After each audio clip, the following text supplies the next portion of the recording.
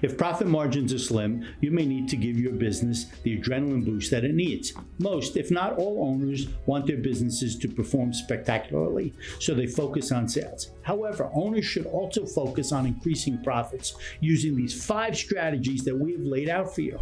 But before we begin, we create content like this all the time, so if you want to stay up to date, subscribe and ring the bell to get notified every time we upload a new video. Great. Let's get started. In this video, you're going to learn how to maximize profits and be given practical steps along the way that you can begin implementing today in your business. You can jump to any one of these strategies by clicking on the chapters below.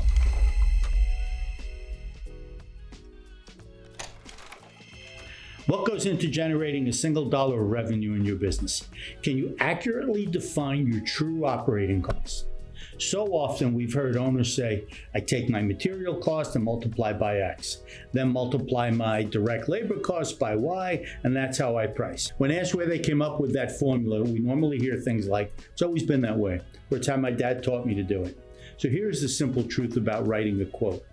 Before you put pen to paper, you must know your exact cost to operate, overhead, labor, efficiency, equipment utilization, and desired incremental profit. Understanding your true operating costs will allow you to set realistic pricing in your bids, estimates, and quotes. Without it, you could be seriously underbidding your products and services with disastrous results. To better understand your true operating costs, start by calculating your fully burdened labor rate or the total amount per hour of what it costs to run your business. To figure out your fully burdened labor rate, take the sum of an employee's given salary, overhead, SG&A, and any miscellaneous expenses and divide that by the total hours worked. Let's put this into practice. Laborer A works 2,000 hours yearly and is salaried at $30 an hour. Beyond salary, it costs $6 an hour for union benefits, $2 an hour for supervisory labor, and $12 an hour for corporate overhead, including insurance, rent, utilities, etc., etc. We then calculate the cost for SG&A expenses, take that number and divide it by the total number of hours a year, and the hourly rate to determine the true hourly cost to run your business. If you're paying your admin $16 an hour or your machine shop guys $30 an hour and you think that's your true operating costs, you are mistaken. If you think your true operating costs are their salaries plus their benefits, you are still mistaken. Factor in your indirect costs, your SG&A, your overhead, and every single penny that it costs to run your business effectively. So years ago, we worked with a privately owned plumbing contractor in the mid-Atlantic states who was doing about $7.5 million annually. Our friend had no cash, a maxed out line of credit, and the more work he did, the more money he lost. It was a clear indication to our analysts that he had no control over his labor and his cost.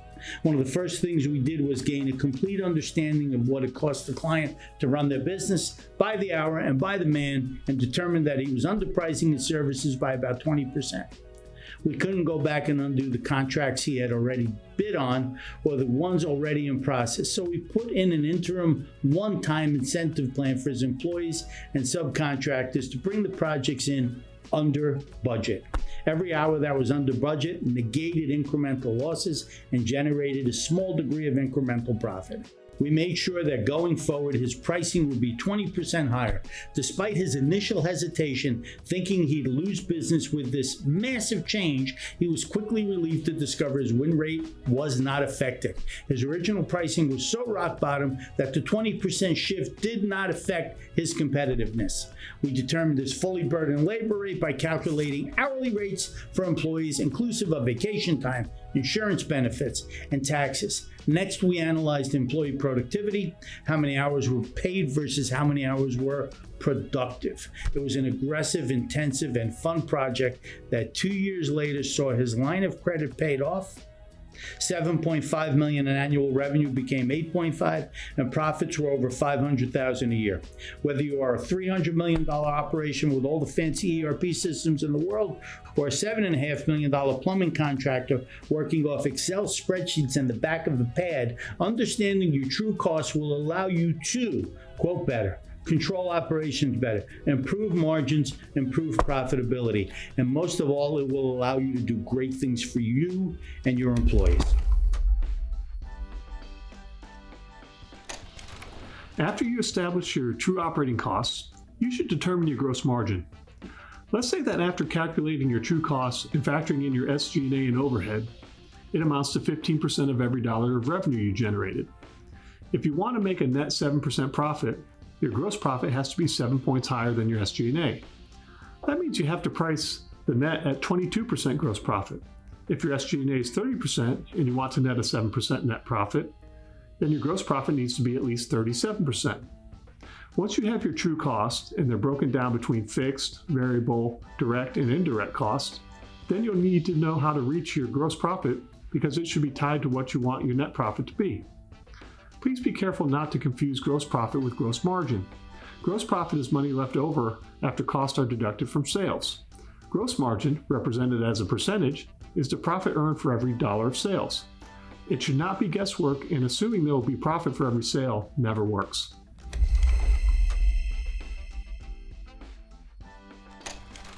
Years ago, we met with a commercial printer that was doing about $16 to $17 million a year and was run by 3 siblings.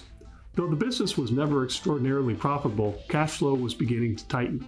The owners would regularly show up late for work, take 3-day weekends, and play golf 2 or 3 days per week. They managed their business as if it were a self-sufficient machine in which employees simply did what they were supposed to, sales grew on trees, and their customers kept coming back no matter what. Comfort became complacency as the business atrophied from lack of direction, lack of growth, and lack of productivity. Competitors began picking off customers, employees left due to lack of direction, career growth, and opportunity, and it wasn't long before the business closed its doors for good. A $16, $17 million organization became a vacant building in less than 4 years. Wish we had met those 3 a year or 2 earlier to stop the slide. If you're too comfortable with the current state of productivity, sales, and cash flow, you might be headed into rocky territory. We believe that no one should ever feel too comfortable. Be honest with yourself. Are you complacent? Complacency is the mark of death for all business owners and entrepreneurs, and it's imperative that you, Mr. or Miss Owner, start addressing the issues before they spiral out of control.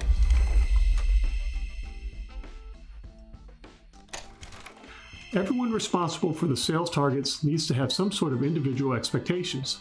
This allows you to track their progress more closely, start making cash flow forecasting part of your daily routine, and make adjustments accordingly.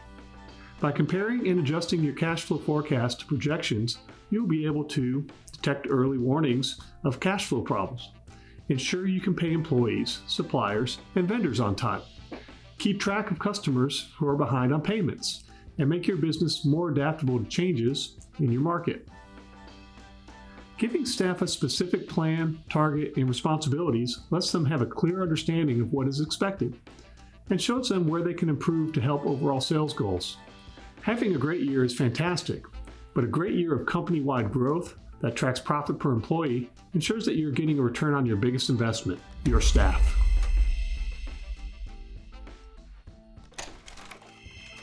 Establish the proper channel for making financial decisions, from the sales department generating proposals to approving purchases for office supplies.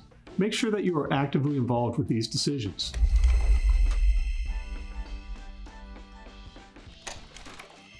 We've always been a proponent of having a living, breathing business plan, ensuring that everyone within your organization is well aware of it and understands its necessity.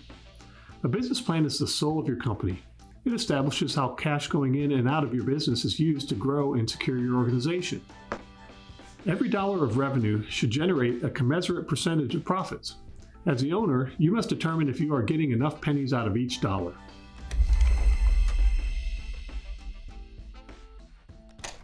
With the implementation of pay for performance, consider paying staff for their contributions to the collected gross profit.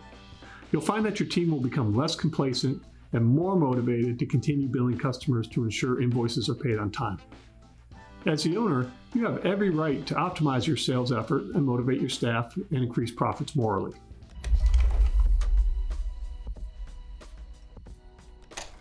Everyone, from the owner down to the person mopping the floors, has to be held accountable for executing your plan and gross margin strategy.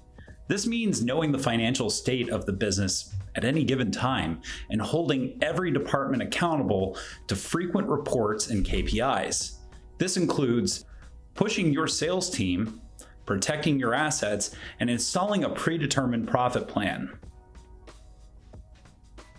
Carving out a predetermined profit plan, PDP, can transform how your business performs. Our philosophy of predetermined profit focuses on a profits-first strategy, which is 110% opposite of a residual budgeting approach. As opposed to collecting profits after paying all expenses, we focus on taking out profits first and then adjusting budgets accordingly to ensure all expenses are covered. This can help fund a pay-for-performance plan, but we'll dig into more of that later.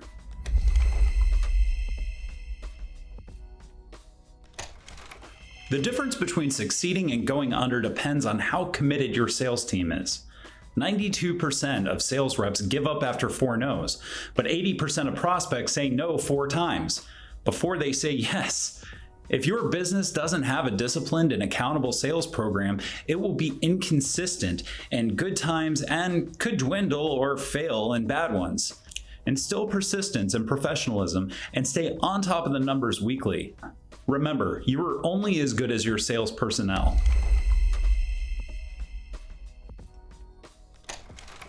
When we say assets, we're not just talking about your employees. Implement non-compete and non-disclosure agreements to protect your organization. What's preventing your sales team from jumping ship with crucial information meant to maintain your operations? A good example of this is a past client of ours. We worked with a $16 million printing company in Delaware that was losing money for years.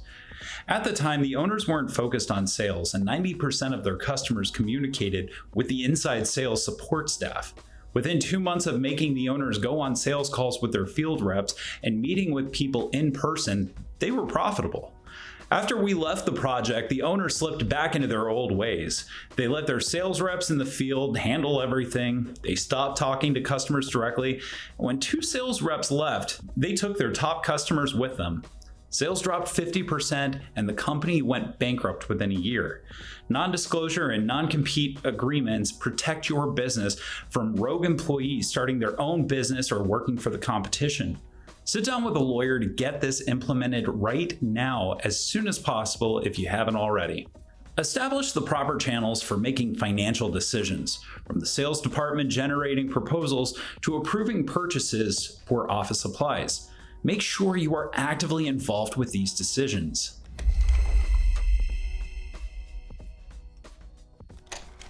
Anyone who has followed us on social media or read any of our previous articles has undoubtedly heard us preach how undeniably effective pay-for-performance strategies can be.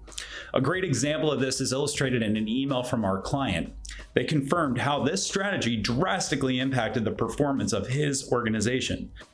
I spent this week handing out our 3rd PFP check. We hit our target in the 2nd, 3rd, and 4th quarters. Our revenue last month was $560,000 with $150,000 profit, making it our best winter in a long time.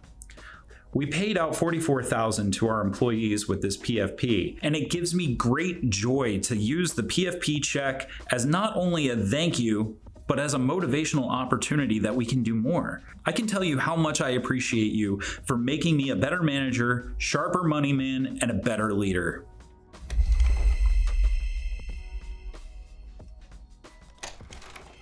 Before working with American Management Services, our client had virtually no cash reserves and barely broke even the year before after a history of losses. They owed back taxes to the IRS and state government, and the bank was pulling their line of credit. The 3 things this client had going for them was their steady backlog of business, including some service contracts in hand, some uncollected accounts receivable, and a fantastic desire to be a champion. There were little to no expectations for their employees, with many workers flying by the seat of their pants with their daily tasks. Needless to say, there was no performance-based compensation plan to motivate them. Ownership had potential, but they lacked the training to effectively manage the business.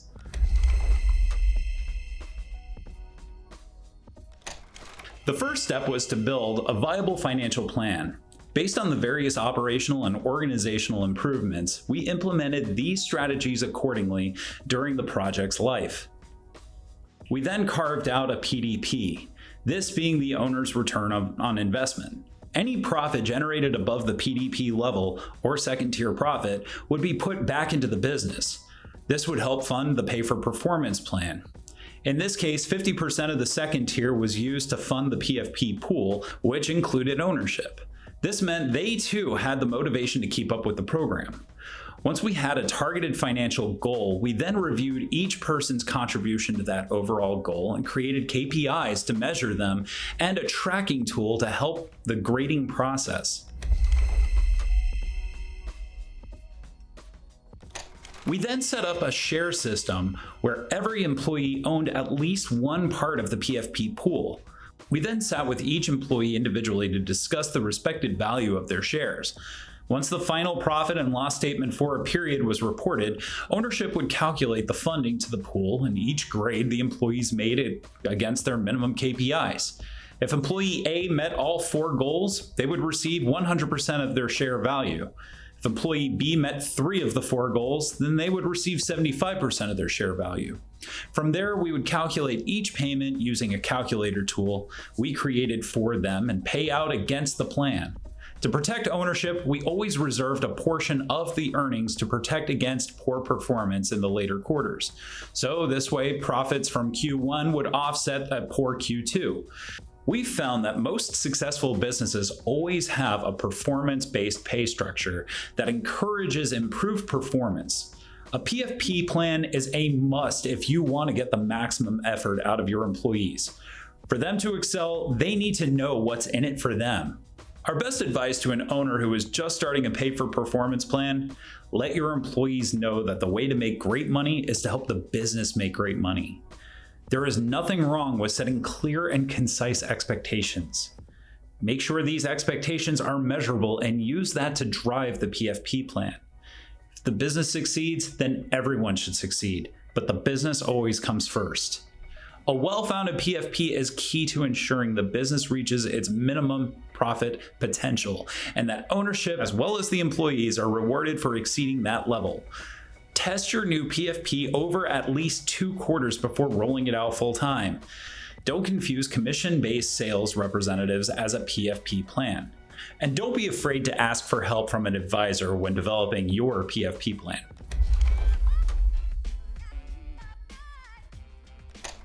Here's a bonus tip before you leave. None of these strategies will work if you don't hold yourself accountable. This is the most important part of maximizing profit.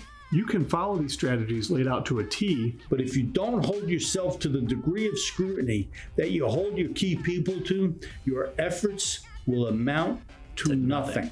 this means setting clear goals and working diligently to meet them. Only by holding yourself accountable can you hope to achieve your full potential as a business owner. If you're not willing to do that, then you're not committed to maximizing profits. So ask yourself, Are you willing to do what it takes? if you need more assistance with maximizing your profits, give us a call at 743-0410. And remember, every incremental point in gross margin will go right to your bottom line. If you'd like to chat, give us a call anytime. 800-743-0410. Follow us on social media.